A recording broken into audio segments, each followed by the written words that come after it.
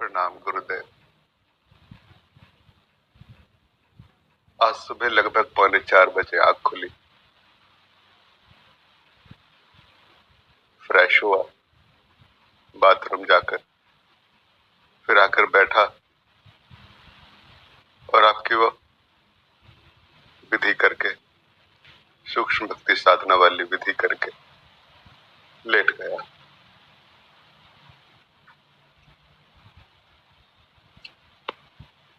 फिर कब आंख लग गई पता नहीं।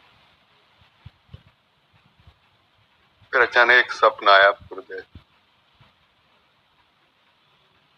कि हम आपके पास बैठे हैं, 4 लोग हैं हम, सन्यास के कपड़ों में।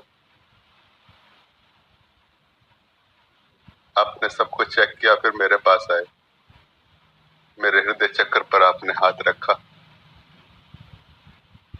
मेरा दिल धड़क रहा था।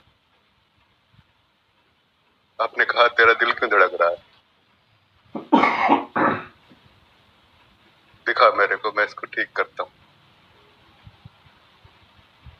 फिर मैं लेट गया और आपने मुट्ठी बांधकर मेरे हृदय चक्र पर दबाना शुरू किया। एक बार, फिर और ताकत से दूसरी बार, तीसरी बार, चौथी बार। आपने 4-5 बार दबाया गुरुदेव, और लास्ट में इतनी जबरदस्त ताकत से दबाया कि मेरी जीभ ही बाहर निकल गई। और फिर आपने कहा, अब ठीक है। और तभी मेरा सपना टूट गया गुरुदेव।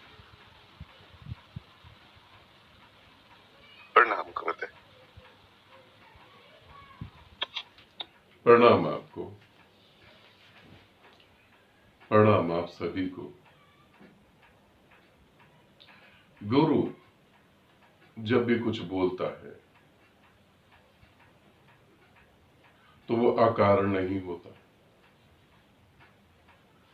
और जब वो तुम्हारे सपने में भी आता है तो ऐसा नहीं सोच लेना कि तुम उसके बारे में ज्यादा सोचते हो इसीलिए वो आ रहा है।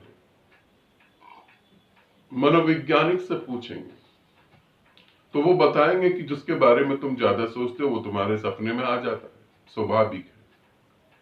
जब 24 घंटे चिंतन उसी का चलेगा तो वो सपने में आ ही जाएगा। मगर गुरु का आना बिल्कुल अलग है। गुरु तुम्हारी सोच की वजह से सपने में नहीं आता, गुरु अपनी मर्जी से तुम्हारे सपने में आता है। इसीलिए गुरु का सपने में आना भी कोई व्यर्थ नहीं, उसके भी सार्थक पहलू है जो तुम जीते जी नहीं समझ पा रहे हो, इसीलिए वो सपने में आके तुम्हें समझाने की कोशिश करता है। हृदय पे हाथ रख के हृदय को रोक दिया। सन्यास के कपड़े में तुम मेरे सामने बैठे हो और हृदय की धड़कन चल रही है। इसका अर्थ क्या है? तुम सन्यास ले चुके हो और मेरे सामने बैठे हो, फिर भी तुम्हारा संसार तो मिटा नहीं। अब भी संसार जीवित है, अब भी खोपड़ी में बहुत कुछ चल रहा है। उस खोपड़ी में जो चल रहा है उसी के कारण हृदय धड़क रहा है।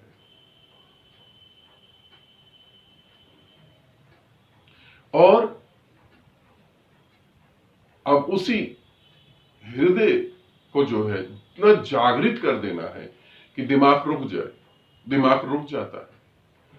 हृदय के पास ऐसी कुछ जादू वाली चीजें, तुम जब प्रेम में पड़ते हो तो अहंकार मुक्त हो जाते हो, तब जब तुम खुल के हंसते हो तो निर्विचार हो जाते हो, जब बहुत गहरे में तुम रोते हो तो भी निर्विचार हो जाते हो। हृदय के पास कुछ जादू वाली चीजें हैं। क्यों? क्योंकि हृदय में वो वास करता है। हृदय की गुफा में शून्य के सिंहासन पर वो परमात्मा विराजमान है। इसीलिए वहां से ऐसी जादू वाली चीजें निकलती हैं। अब तुम्हारा दिमाग जब हृदय में घुस जाता है तो वो एक अलग तरीके से धड़कने लगता है, और तुम्हारा दिमाग इस समय बड़ी खतरनाक स्थिति में है। जहां शून्य होना चाहिए वहां वो विचारशील होने लगा है। फिर सन्यास के कपड़े में भी संसार अभी जीवित है। संन्यास असफल सा हो रहा है क्योंकि संसार अभी जीवित है। या तो तुम्हारा संन्यास सफल होगा या तुम्हारा संसार सफल होगा, दोनों ही सफल हो जाएंगे ऐसा नहीं होगा।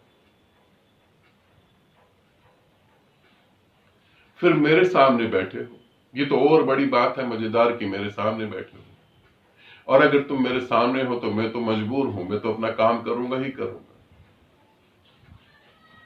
मैं तो अपने काम से चूक नहीं सकता। फिर तुम्हारे हृदय पे मैंने हाथ रख के उसे दबाया, अर्थात मैंने तुम्हें इतना प्रेम दिया, मैंने तुम्हें इतना प्रेम करा, तुम्हें चारों तरफ से मैंने घेर लिया, और फिर हृदय की धड़कन रुक गई, रुकेगी ही। फिर जीभ बाहर निकल गई, मतलब अब विचारों से मुक्ति हुई। और फिर मैंने कहा कि अब तुम ठीक हो।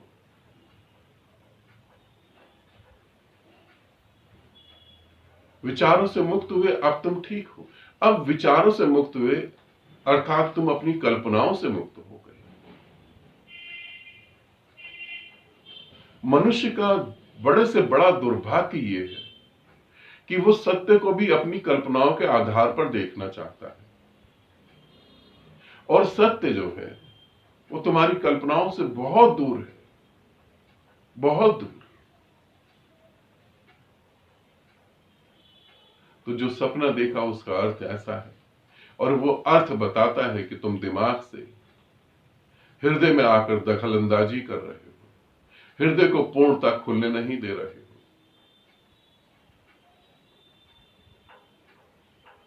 मैं चेता सकता हूं, अलर्ट कर सकता हूं। दिमाग को दिमाग में ही रखो, हृदय को हृदय की तरह ही रखो। समझो नहीं, समझ बाधा है।